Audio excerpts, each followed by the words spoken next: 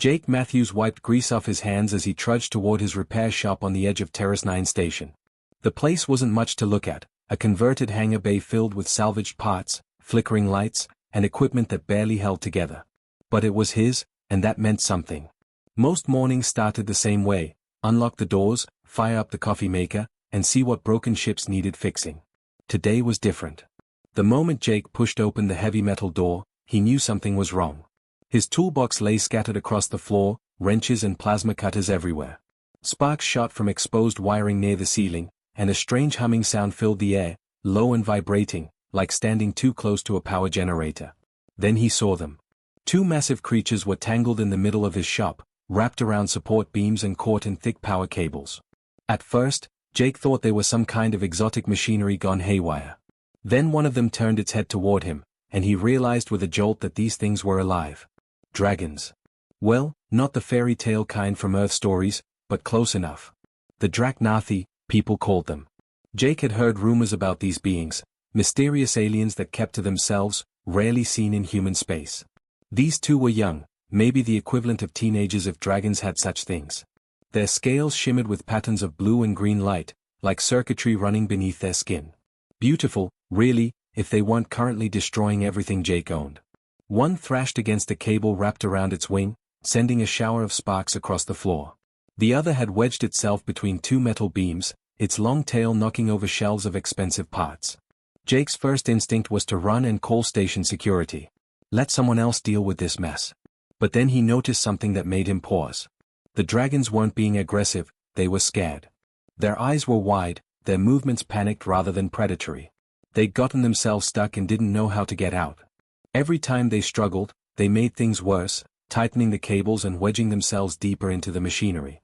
Against every piece of common sense screaming in his head, Jake took a slow step forward. The nearest dragon swung its head toward him, letting out a low hiss that made his bones vibrate. Jake raised his hands, palms out, the universal gesture for, "I'm not a threat." He had no idea if these creatures understood human body language, but it was worth a try. "Easy there," Jake said softly, his voice steady despite his racing heart. "I'm going to help you, all right? Just stay calm." He approached the first dragon like he would a spooked animal, moving slowly and keeping his voice low. The creature watched him with intelligent eyes that seemed to calculate his every move. Jake grabbed a plasma cutter from the floor, its familiar weight reassuring in his hand. He'd used this tool 1,000 times to cut through ship hulls and reinforced plating. Today, he'd use it to free a dragon. The work was delicate and dangerous. One wrong move and he could slice through something vital, either on the dragon or the power systems keeping half the station running. Jake cut through cables one at a time, carefully pulling them away from crystalline scales. The dragon flinched at first, then seemed to understand he was helping. It held still, barely breathing, while Jake worked. Hours passed. Sweat dripped down Jake's face as he moved between the two creatures, cutting cables, lubricating joints where they'd wedged themselves, and talking the whole time. He told them about his shop, about the stubborn freighter captains who refused to pay for decent repairs, about anything that came to mind. The sound of his voice seemed to calm them. When he freed the first dragon's wing from a tangle of power lines, it stretched the limb experimentally, scales rippling with relief. Jake allowed himself a small smile. Progress. He moved to the second dragon, which had somehow managed to wrap itself around a support beam like a giant metallic snake. This one was trickier. The beam was load-bearing, remove it wrong and part of the ceiling could come down. Jake rigged a temporary support using hydraulic jacks and spare struts, engineering on the fly like he'd done 100 times before. The military had trained him to think fast and improvise with whatever materials were available. Today, those skills were saving lives instead of destroying them. He carefully worked the dragon free, inch by inch, until finally it slithered loose. Both dragons stood in the wreckage of his shop, shaking off debris. They looked at Jake with those strange, intelligent eyes. For a moment, nobody moved. Then, as if by some unspoken signal, both creatures launched themselves toward the open hangar doors. Their wings spread wide, catching the artificial atmosphere, and they disappeared into the station's upper levels.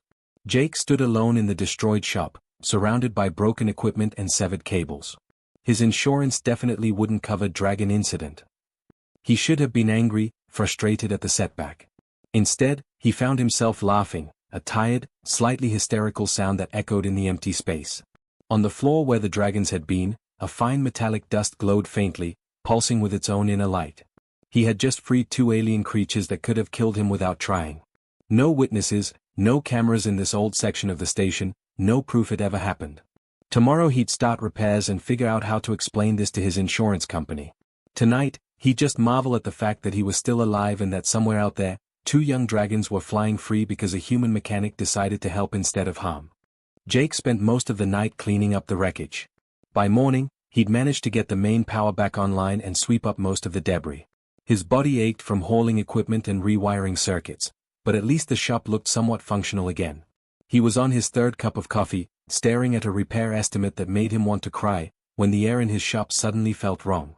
It started as a pressure in his chest, like the feeling before a thunderstorm. The lights flickered, and every piece of electronic equipment began humming in unison. Then they appeared.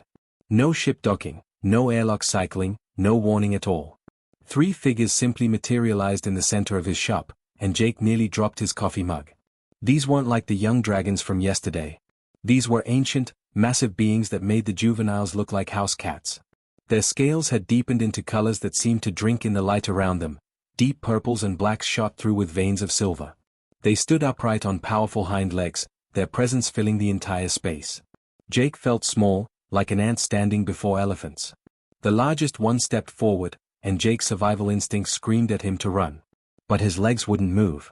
The creature's eyes fixed on him, ancient and knowing, and Jake had the unsettling feeling that this being had seen civilizations rise and fall. A device on the dragon's chest crackled to life, emitting sounds that the translator struggled to convert into words Jake could understand. "You are the human called Jake Matthews." It wasn't a question. The voice came through the translator as a deep rumble that he felt in his bones. "You encountered two of our young yesterday." Jake's mouth went dry. He managed a nod, not trusting his voice. His mind raced through possibilities, none of them good. Were they here for revenge? Had he accidentally hurt the juveniles while freeing them? Maybe touching a Draknathi was some kind of taboo he didn't know about. The three elders moved through his shop with deliberate care, examining everything. They studied the scorch marks on the walls where Jake had cut through cables. They ran their claws over the makeshift cushions he'd placed down so the young dragons wouldn't scrape their scales on bare metal. One of them picked up his plasma cutter, turning it over with curiosity before setting it down exactly where it had been. "The juveniles were on their proving flight," the elder finally said. "A ritual where young ones navigate unfamiliar territory to test their courage. They panicked in your station's metal corridors. We monitored from a distance, as tradition demands. We do not interfere." Jake found his voice. They were scared. Anyone would have helped. The three elders exchanged looks, and something passed between them that Jake couldn't interpret. The translator crackled again. "No. Most species would not have helped. Your station has 3,000 inhabitants. Security forces monitored the situation. None responded. Most beings see Draknathi and think of our technology, our power, our value as leverage or threat. You saw frightened children and reached for tools instead of weapons." One of the elders moved to Jake's computer terminal, and without touching it, streams of data began flowing across the screen. Jake watched as his entire life played out in files and records. Military service records from his time in the engineering corps. The incident that got his unit abandoned during a corporate resource war. His honorable discharge and the PTSD diagnosis he didn't like talking about. The loans he'd taken to open this shop. Customer reviews praising his fair prices and willingness to help crews that bigger operations turned away. "You fix broken things," the elder observed. "Ships, equipment, lives. You charge struggling crews less than wealthy ones. This is uncommon behavior in galactic commerce." Jake shrugged, uncomfortable with the scrutiny. Felt like the right thing to do. Big corporations already have all the advantages. Small crews are just trying to survive out here. The elders conferred in their own language, a series of subsonic rumbles and harmonics that made tools rattle on their hooks. Jake waited, anxiety building in his chest. Finally, the largest elder turned back to him. "The Draknathi have avoided galactic politics for 4,000 of your years. We possess technologies your species has not dreamed of, knowledge accumulated across epochs. This makes us targets. Governments wish to control us. Corporations wish to exploit us. We have learned to remain apart." The elder paused, and Jake swore he saw something like curiosity in those ancient eyes. "But humanity intrigues us. You are young, reckless, innovative. You war among yourselves yet show inexplicable compassion to strangers. You are chaos incarnate, and we do not understand you. Join the club, Jake muttered. Most days I don't understand us either. The elder made a sound that might have been laughter. We wish to learn. You will teach us human methods, human thinking. In exchange, we will share Draknathi technology. Your shop will become the first joint venture between our species, part human ingenuity, part Draknathi resources. Jake's brain struggled to process what he was hearing. You want me to be, what, an ambassador? I fix starships. I barely passed my diplomacy training in the military. Precisely why you are suitable. We do not want politicians or corporate negotiators. We want someone who acts from instinct rather than agenda. Someone who sees a problem and solves it. The elder gestured around the damaged shop. You lost income helping our young. We will compensate this and provide resources to expand your operation. But more importantly, you will bridge our peoples. Show us why humans behave as they do. Help us understand this strange species that has exploded into the galaxy like a supernova. Jake looked around his shabby shop, at the equipment held together with improvised repairs and stubborn determination. He thought about the two scared young dragons he'd helped yesterday, about the feeling of doing something that mattered. This was insane. This was dangerous. This would put him at the center of galactic attention he absolutely didn't want. When do we start? Jake heard himself say. The elder's scales rippled with patterns Jake was beginning to recognize as approval. The largest one extended a massive claw, and Jake reached out to grip it with his comparatively tiny human hand. The metallic dust from yesterday began swirling around them, glowing brighter, and Jake felt the weight of the moment. His life had just changed in ways he couldn't begin to imagine. We begin now, the elder said. And the galaxy will never be quite the same. 3 months had passed, and Jake's shop looked like something out of a science fiction fever dream. The changes hadn't happened overnight, they'd come gradually, as he and the Draknathi learned to work together. The two young dragons he'd rescued, whose names translated roughly to Spark and Ember in human speech, had been assigned as his apprentices. Watching creatures that could fly through space learn to use a socket wrench was entertaining, to say the least. The real magic happened when human and Draknathi methods merged. Jake's old welding torch, which had been held together with spare parts and prayer, now utilized crystallized plasma that the dragons produced naturally from specialized glands. The flame burned hotter and cleaner than anything human technology could achieve alone. His diagnostic systems had been upgraded with what the elders called resonance reading. Essentially, the dragons could sense problems in machinery through some kind of psychic connection Jake didn't fully understand but had learned to trust. Ember had a talent for finding stress fractures in hull plating before they became catastrophic failures. She'd press her scaled snout against the metal, her scales would glow, and she'd point to exactly where the problem lurked. At first, Jake had double-checked her findings with his scanners. After she was right 20 times in a row, he stopped questioning it. Spark, the slightly smaller of the two, had an instinct for electrical systems. He could trace power flow through circuits just by being near them, detecting inefficiencies that human instruments missed entirely. Word spread fast on Terrace 9. The human mechanic who could fix anything had just gotten impossibly better. Crews who'd been turned away by corporate repair stations started showing up at Jake's door. A Trelvin freighter captain brought in a navigation system that 3 specialists had declared unsalvageable. Jake and Spark had it working in 2 hours. A human colony ship needed emergency repairs that would have taken a week at standard facilities. With Ember's ability to spot weaknesses and Jake's improvisation skills, they finished in a day and a half. Money started flowing in, real money, not the hand-to-mouth credits Jake had survived on before. He hired 2 human assistants, Beth, a sharp young engineer fresh out of technical school, and Trevor, a grizzled ex-Navy mechanic who'd been blacklisted by the big companies for refusing to overcharge customers.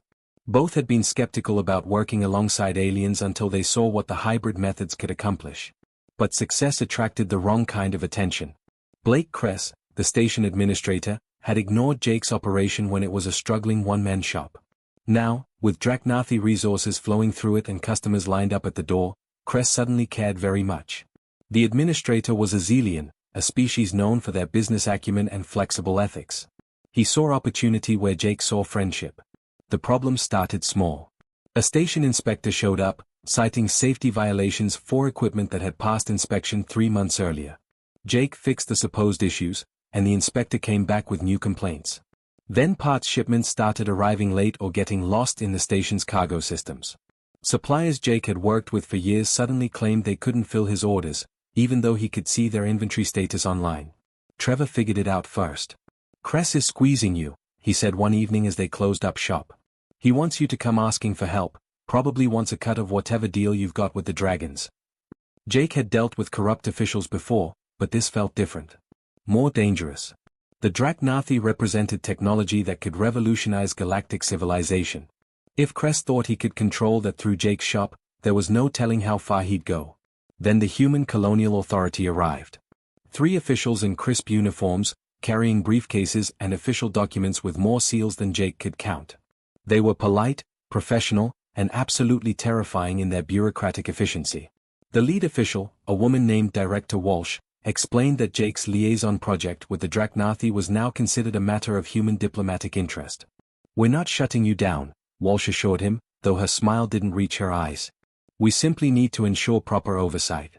Cultural exchange with a species like the Draknathi requires coordination with official channels. Forms need to be filed. Protocols must be established." "I'm fixing spaceships," Jake protested. "Not negotiating treaties." "You're working with technology that humanity has never accessed before," Walsh countered. "That makes it everyone's business. We'll need detailed reports on all Draknathi methods, full disclosure of any technological transfers, and regular inspections to ensure compliance with colonial regulations." The elders watched these developments with interest. They'd positioned themselves in the corners of the shop during Walsh's visit, silent observers that made the officials visibly nervous. After Walsh and her team left, the largest elder spoke. "Your species has a curious relationship with order and chaos. You value individual initiative yet fear it escaping control. This Cress creature seeks profit. These officials seek security. Both wish to contain what you have built." "Can't say I blame them," Jake admitted, exhaustion creeping into his voice. "This is bigger than me. Maybe they're right.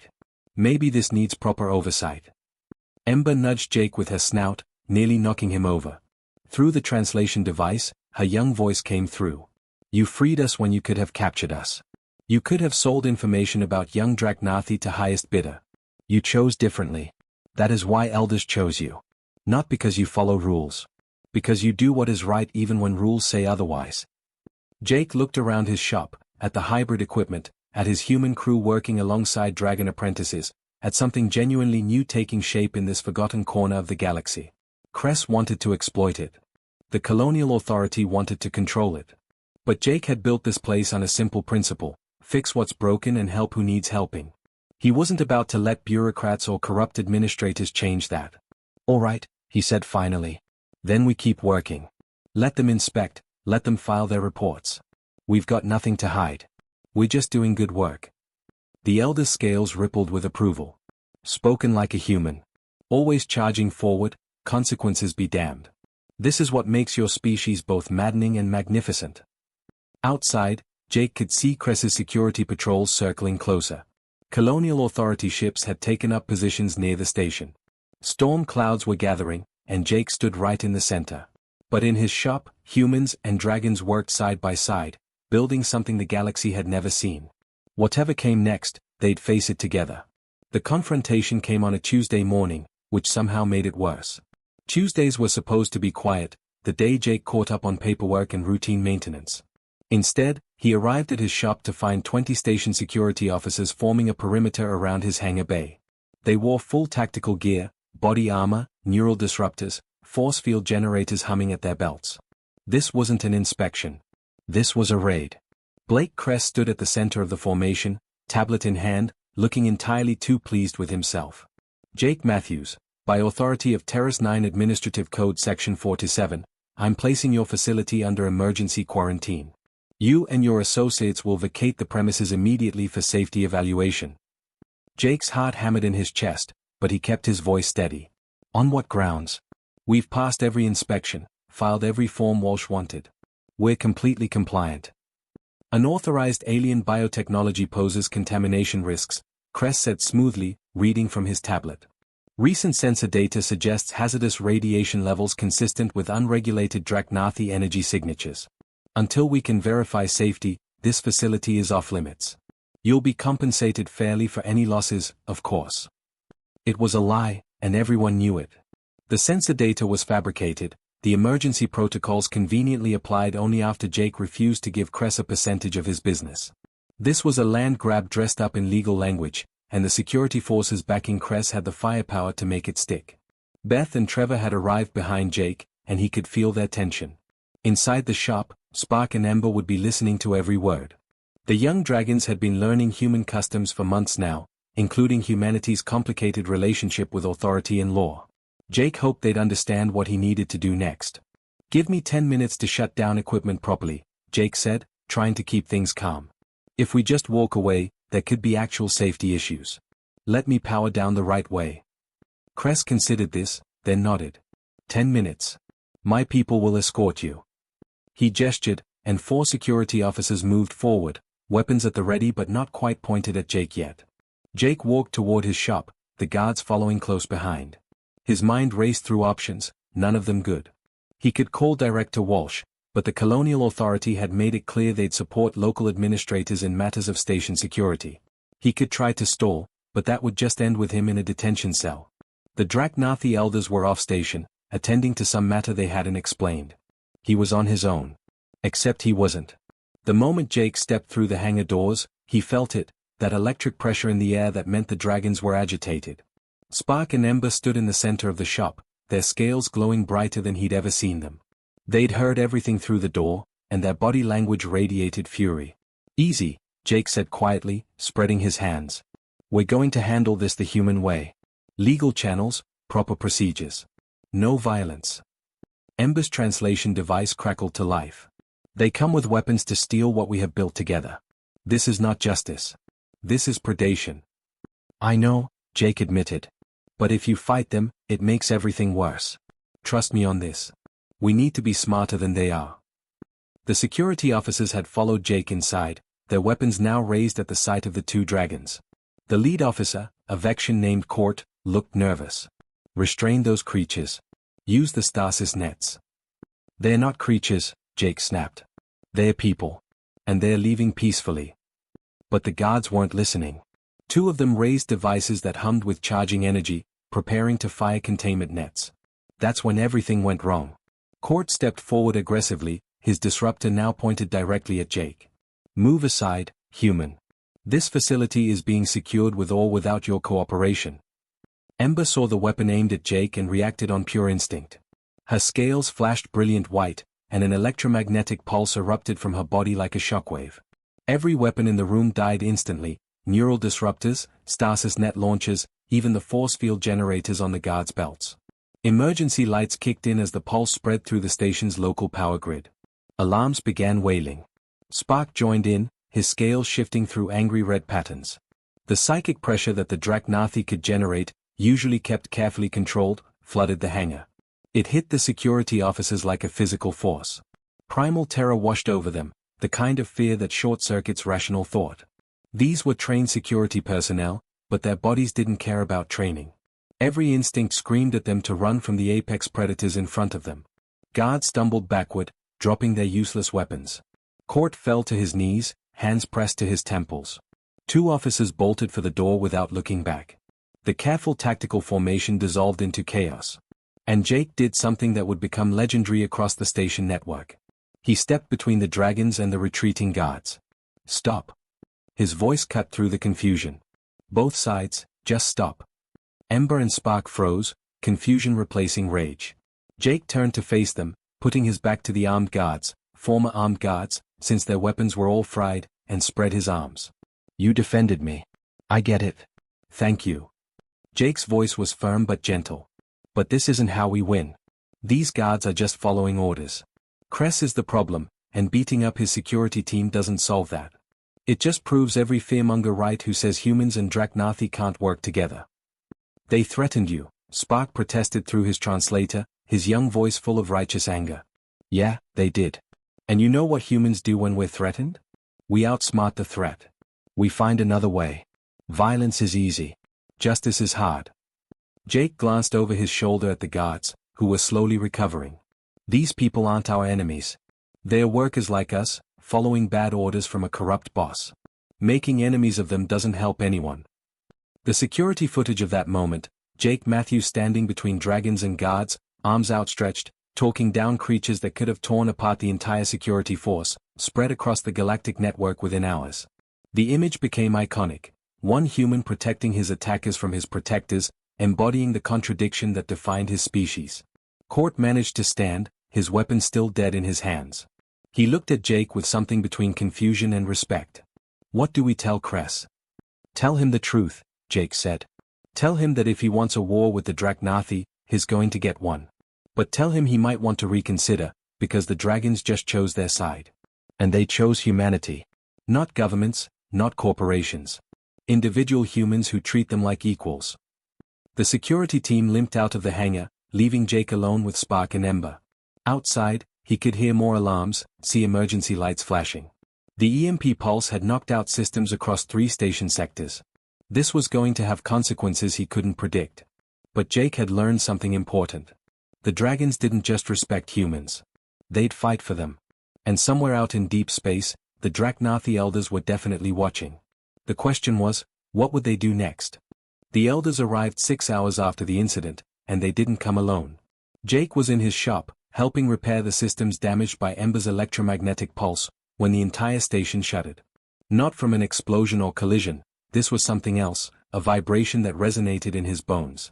Through the hangar viewport, he watched dozens of massive shapes materialize in space around Terrace 9. Dragons. Dozens of them.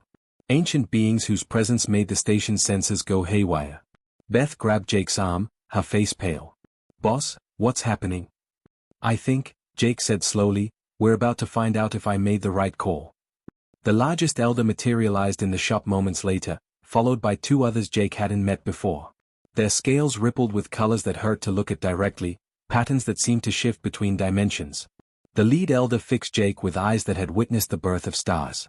"You stopped violence when violence was justified," the elder stated.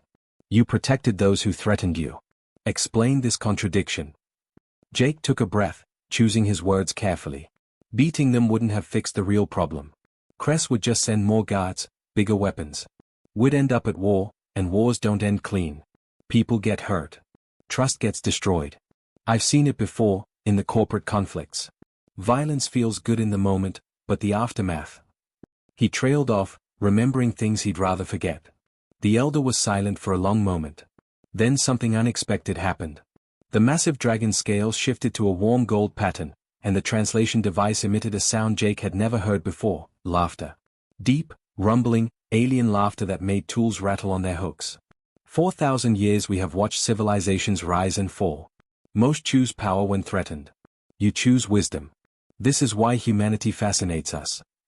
The elder turned to face the viewport, where Station Administrator Cress's office was visible in the distance. "Your Blake Cress seeks to control what we have built. He sees profit where there should be partnership. This ends now." What happened next became known as the Terrace 9 Declaration in history books. The Dracnathi elders broadcast a message across every communication channel in the sector. Their statement was simple and devastating. Humanity would be the Dracnathi's first official treaty partners in 4 millennia. Not through the human colonial authority. Not through corporations or governments. The treaty would be honored through individuals who proved themselves worthy, people like Jake Matthews, who chose compassion over conquest. The announcement sent shockwaves through galactic politics. Within hours, Cress was removed from his position by panicked station board members who suddenly realized they'd been antagonizing the one human the dragons had chosen to work with. Director Walsh and her colonial authority team scrambled to save face, offering full support for Jake's operation while quietly shelving their oversight requirements. Corporate representatives started arriving by the dozen, all wanting meetings, partnerships, access to the technologies Jake's shop was pioneering. Jake turned them all down. He'd seen what happened when corporations got their hands on something revolutionary. They weaponized it, monopolized it, squeezed every credit out of it until there was nothing left but exploitation. That wasn't what he'd built with Spark and Ember. Instead, Jake did something that confused the business experts and delighted the elders. He started training other mechanics. Small operators like himself, people who ran independent shops and cared more about good work than maximum profit. He taught them hybrid techniques, showed them how to work with Dracnathi partners, and helped them establish their own connections with dragon apprentices. Within a year, there were 12 dragon-touched facilities across human space, all operating on the same principle: serve everyone, help the struggling, and never let greed corrupt the work. But the strangest changes were happening to Jake himself. 3 months after the Elder's declaration, he woke up to find his hands glowing faintly in the dark. Not bright, just a subtle shimmer that faded when he concentrated on it. He could feel things now that hadn't been there before, subtle vibrations in machinery, stress points in metal, power fluctuations before instruments detected them. He'd be working on a ship's engine and suddenly know exactly where the problem was, as if the machine was telling him. The Elders explained it during one of their visits.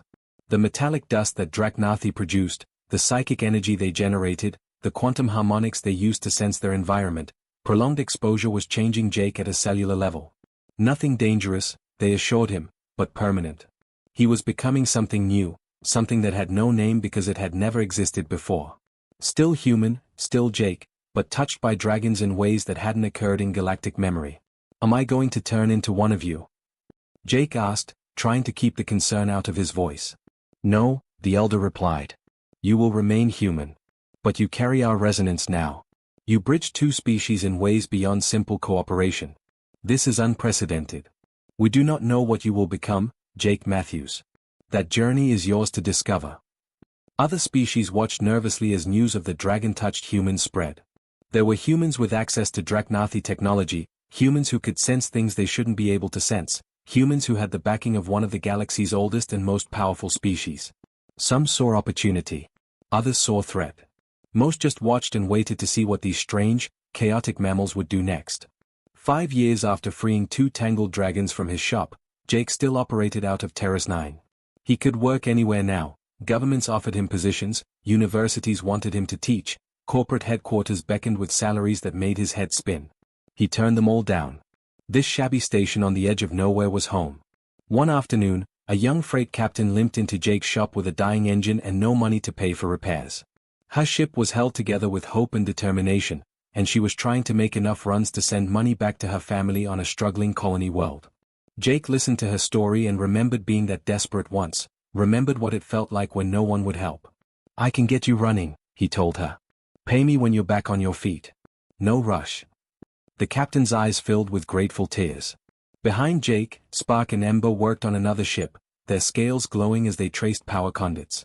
Beth was teaching a young apprentice the proper way to calibrate hybrid sensors. Trevor argued good-naturedly with a Draknathi engineer about the best method for reinforcing hull plating. This was what they'd built, not a corporate empire or governmental agency, but something simpler and more revolutionary. A place where species worked together as equals. Where help was given because it was needed, not because it was profitable. Where a human mechanic and dragon apprentices proved that the galaxy's future didn't belong to the powerful, but to anyone willing to reach across the divide and lend a hand to someone tangled and scared. Jake's hands glowed faintly as he worked on the freighter's engine, dragon-touched and human-stubborn, fixing what was broken one ship at a time. The galaxy's politicians and corporate leaders could sort out their complex games. He had work to do, dragons to teach, and a future to build that looked nothing like what anyone expected. And in a converted hangar bay on Terrace 9, that was revolution enough.